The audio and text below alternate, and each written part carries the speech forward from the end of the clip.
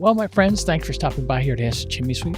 My name is Clay Lamb, and I'm a chimney sweep contractor here in Cincinnati, Ohio. And I've run a service company for about 36 years.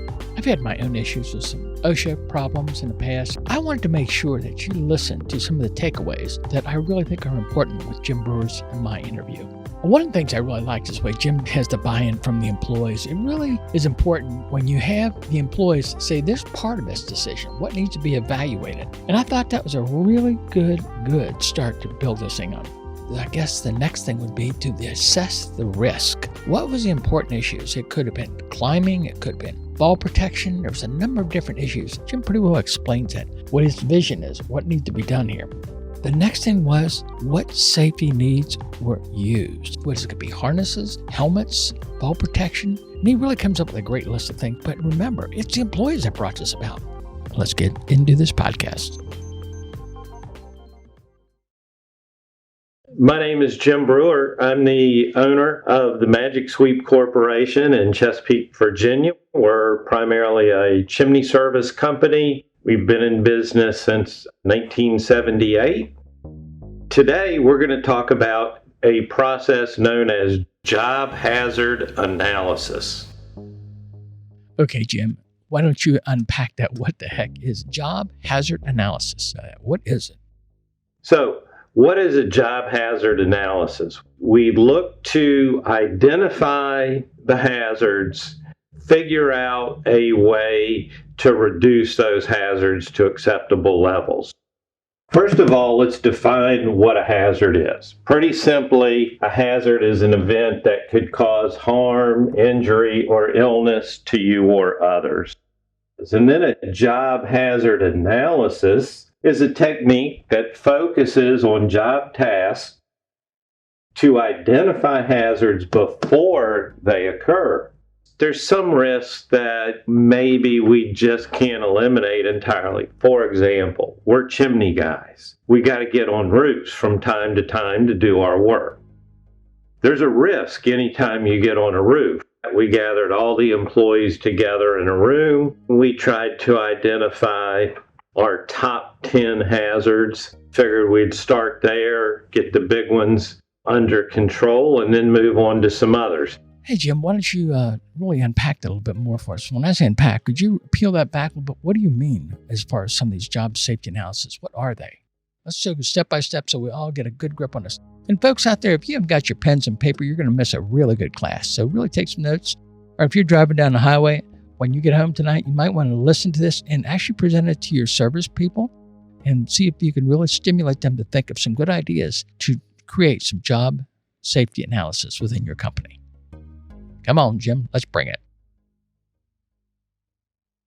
We actually came up with 11 hazards. The 11 hazards that we identified for our company, certainly your hazards are going to be different. If you're in the chimney service industry, sure, there's going to be a lot of similarities, but don't just copy ours and feel like you've done what you need to do.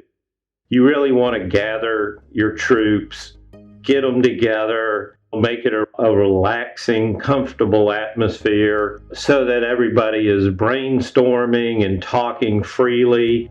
And so here's what we came up with. Hazard number one, for chimney guys, we felt like roofs, okay? What are the hazards on the roofs? The condition, the pitch, loose material, the surface type, whether it's slate, asbestos, tin, tile, that type of thing.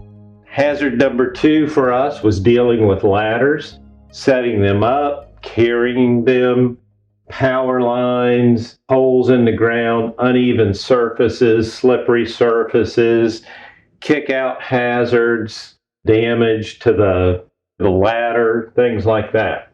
Keeping your site clean, watching out for trip hazards, cords, hoses, you name it, any of those things that could cause a problem on the job site. Chemicals. We deal with a lot of chemicals for chimney cleaning processes, just a whole host of hazards. A big one is driving. Obviously, you can't do your work until you get to the customer site. And that involves a lot of windshield time, a lot of road time. we can be the cause of an accident, but also there's lots and lots of other people that can be the cause of the accident. Nowadays, everybody's texting, using their cell phones. Maybe they're not paying attention like they should. So we identified that as a hazard area. Tools was number 6 on our list. Injuries, cuts from rotary tools, long hair getting caught in a tool. Do you have proper guarding on your tools? Do you know how to use your tools? Are your tools in good condition?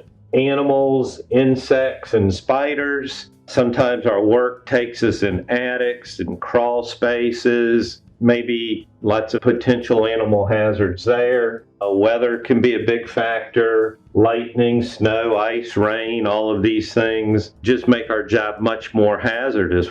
And then, of course, the hazard it presents just walking up to the customer's door, and especially if you have to get on the roof. Equipment maintenance was identified as an item that could be your vehicle, keeping your vehicle in good shape, keeping guards on your saws and grinders, different things like that. Are the cords in good shape? Are they properly grounded? Substance abuse, you don't want to be working if you're doing things you shouldn't be doing. But also, you don't want to be working with coworkers who may be operating under the influence of some substances. That's an issue. And then lifting and body mechanics, maybe moving a wood stove or an insert, things like that. Take some physical agility. You got to keep yourself in good shape. So this was our just down and dirty, here's what the hazards are. And then in step 2, you go back and you revisit each one of these topics in detail.